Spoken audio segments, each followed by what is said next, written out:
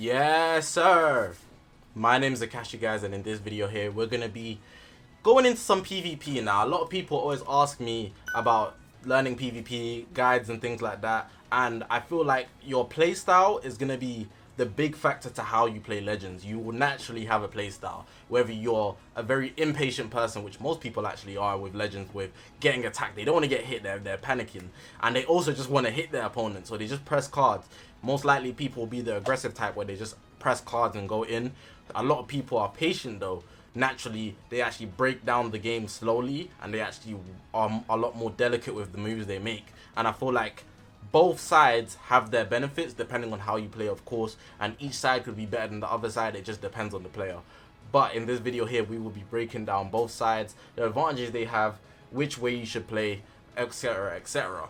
So hopefully you guys are going to enjoy this video. If you haven't already, make sure to press the subscribe button, man. We're on this grind to 40,000 subscribers. Hopefully we can hit 35,000 subscribers. So if you haven't subscribed already, make sure to do so. Want to point out that I live stream every single day. Considering that I stream every day, 9 p.m. to 11 p.m. GMT, I do PvP every single day, and people watch me literally go to Godly every single season. And it's not a coincidence, like I'm 23 times at this point. Subtle flex, sprinkling a bit. But yeah, tap in, man. It's always a good time. Even if you just want to ask me any questions, it's the best place to do so. But yeah, without further ado, I'm not going to hold you guys up any longer. Let's actually get into this video now. Alright, so cool. The first thing we're going to do is actually go into the actual summoning section, so I can just use a character, for example. So who am I feeling like using today? Let's actually go ahead and let me use Ultra Broly, man. I don't even like the guy too tough, but if you guys don't know, you can go into the summoning section and press this try button on the bottom right, and then you can go ahead and test them out. It's just a little playground. You could use it to practice as well. We're going to be diving into the passive type players, and the passive type players are probably the worst type players. Nobody likes them, because what they tend to do is actually stay at long range, and their basic move is to counter attack. Now they actually just stay far back, and it is very beneficial, even though it's the most boring and lame playstyle you could ever produce in Dragon Ball Legends. I'm not going to lie. So they literally just stand back, and they might just do that. They might be gliding the whole time, so that as soon as you actually go for a blast attack, you get perfect vanished. If you don't know what the perfect vanish is, it's that little spark that you see when you vanish. And what it means is that if you attack instantly after doing that, the enemy cannot get out of it no matter what. You're literally guaranteed to land the next thing that you do if you perfect vanish them, no matter what card it is. They're OP, but people that fish for them, we call them PV fisher, perfect vanish finish fishers. If they do that, it's just finished, bro. And that's why it's a boring playstyle, because they're not going to engage with you ever. They're going to stay back, and not going to lie, they will get the advantage over you, because you're going to get impatient at some point, and you will lose priority. Now, even if you float forward, say this Cyberman floated forward towards me, they would just float back. If you strike arts, by the time you strike arts after floating forward, they'd vanish step you at mid-range. So there's not even a perfect vanish, but they're in a position to attack you straight away with anything as well, because you've gone ahead and actually engaged with them. Even if it's a blast art, it'll work the same way. It's very, very annoying, and that's how they get the advantage over you. You really need to avoid the type of players like this.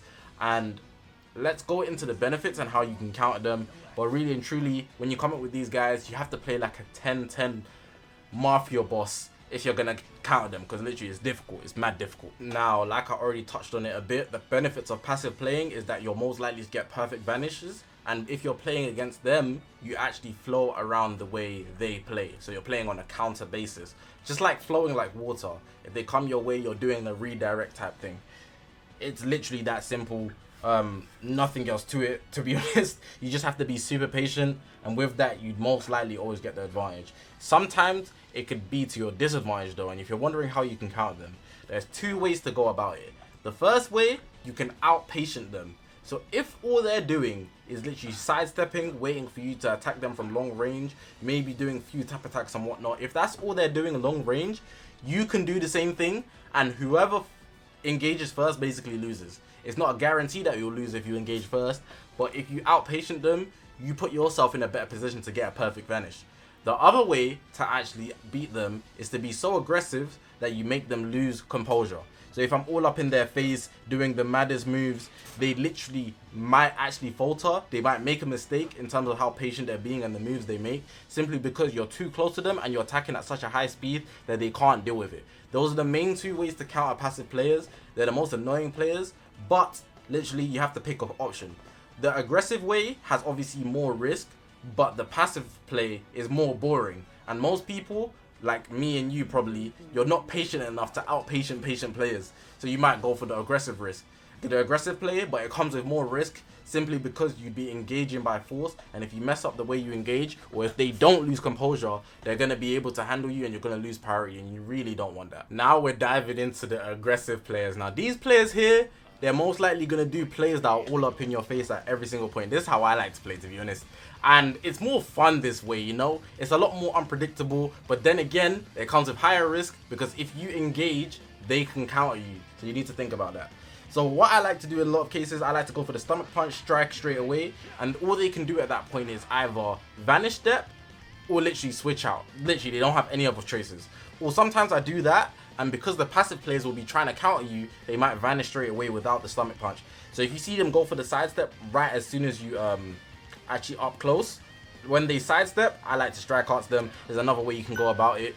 Or you could actually go for the typical blast and then cancel it and obviously tap them, force their vanish out. A lot of methods you could do. Let me get a strike art so I can show you something else. You can do strike arts cancels, which is what I want to talk about. Bait them out like that because they try to cancel you. So if I attack first, they might feel like, alright, cool, did a little tap blast, maybe they'll use a blast attack. Whatever they're doing, they're working off how you move. So you control the flow of the game, and you just need to make sure that you're working in excellent motion. I like to do the blast armor cancel as well. So if they attack, blast armor cancel, but that's more of a passive play. It's kind of in between because you're still aggressing them, but it's in reaction to them. So I'll call it more of a passive play. And in other cases, you kind of just float forward. I don't like to tackle, but a lot of people like to tackle. I try to avoid tackling. Tackling is a very good way to actually get their vanish out. Or if they even strike, you can vanish while they actually come into the tackle. You get that little segment where you can actually vanish. It's all good. It's all good for real. Now, if we're going vice versa to counter aggressive players, you should just actually do the opposite of countering passive players. So you can actually out aggro them. But in most cases of doing this, if they've already started being aggressive towards you, you will lose that battle because you might be one man down. And what I mean by that is, if they started aggressing you, you maybe wasted a vanish, so you ended up switching out. You've only got 2 switches left, and that first switch that you did actually has a 10 timer count limit. You know, when you switch out, it has 10 timer counts before you can reuse that vanish. You get 3 vanishes on your team. If that happens, you'd already be a man down, so you're at a disadvantage trying to out aggro them. Unless they somehow decide to just turn passive, you're not going to get the benefit in that situation. So I wouldn't go for it unless you're going to already play aggressive. You could attempt it. Some cases it works, some cases it doesn't. It depends on how your game's going and how the person you're fighting is. You could obviously go the passive route, but at this rate, if they've already been aggressive to you, you're going to have to get a perfect play to counter them to actually get the advantage. So if they're already aggressive from the jump, you're already at disadvantage because you've already probably gone for advantage naturally. But if they actually end up so aggressive that you turn passive, you have to catch them with a perfect vanish at such a moment that you can get priority to stop their aggressive plays, to re-grab composure in your whole team. Otherwise, you're just going to be panicking throughout and you're not going to be able to put yourself in a nice position. So floating backwards is a good bet. You got to watch out for tackles. Try strike through the tackles. Maybe catch them before they come close to you with a blast dart. But if you're at close range, don't use blast darts because strike arts come faster. You got to be careful. Green card freeze frames are very good. Main ability freeze frames, very good. And actually tapping them to stop the way they move is actually very effective. Because if they come close to you and actually press those cards, you're going to be distressed. Now, to conclude the video, you're probably wondering what's the better way to play. Should you be more aggressive? Should you be more passive? And the obvious answer is you should be a bit of both. Adapting is the #1 way to actually get the advantage over your opponent. I like to move in a way where I can gauge what type of player they are. Most people play in a strict fashion. A lot of people do not adapt. Only a few players, and those are most of the high-end players, play in a way where they're very able to quickly change their playstyle to the point you wouldn't be able to expect what they're going to do. So let's say the game starts right. People often ask me what's the best way to start the game. Well, I like to do the same thing every single time. I rarely change the way I start the game, and that's because I want to see how the opponent's going to react to that. In my case, I can afford to lose the first priority. If I get the first priority, that's good. But if I lose it, it's not a big deal because I can gauge what the enemy is like from that one play. A lot of times it could have been a fluke, but in most cases you can stick to the script. So let's say I float backwards, right? If they effective immediately go for a tackle, if they effective immediately go for a blast, if they go for a strike cancel, immediately you know they're the aggressive type and they're gonna stick to that. If they glide around long range alongside you being at long range, you might be in a bit of a passive battle, or you're dealing with somebody that's most likely to adapt. It doesn't mean that they're guaranteed to be like that, but a lot of people stick to their patterns because it's almost human nature. Even with music, we know how beats go. Like, you're gonna stay in that pattern that you have. So reading what they do and moving from that instead of actually having your own strict pattern, you don't want to be an NPC. You need to be flexible, and that's the best way to play to actually get advantage over your enemies. This wouldn't exactly give you direct moves that you can use against your enemy, but the mentality towards what you're gonna do is actually how you get that edge. Now, this video is more so providing a general discussion, but hopefully you did pick up some information, because a lot of people ask me this question. Like, it's actually a very repetitive question that I get on the channel, so hopefully this was insightful in some way, shape or form, man. If you haven't already, make sure to press the subscribe button, man. We're on this grind to 40,000 subscribers. Hopefully we can hit 35 by the end of the year. All my social media links going to be on the bottom of the screen. This is the YouTube channel. We've got a Twitter, Twitch, Reddit, Instagram, and a Discord link all in the description below. So make sure to check me out on all of those. But yeah, man, I'm going to leave it like that, guys. Like I said at the start of the video, I live stream every single day. It's the best place to ask me questions. 9 PM to 11 PM GMT every single day. I'm going to leave it like that, though, guys. Thank you guys for watching.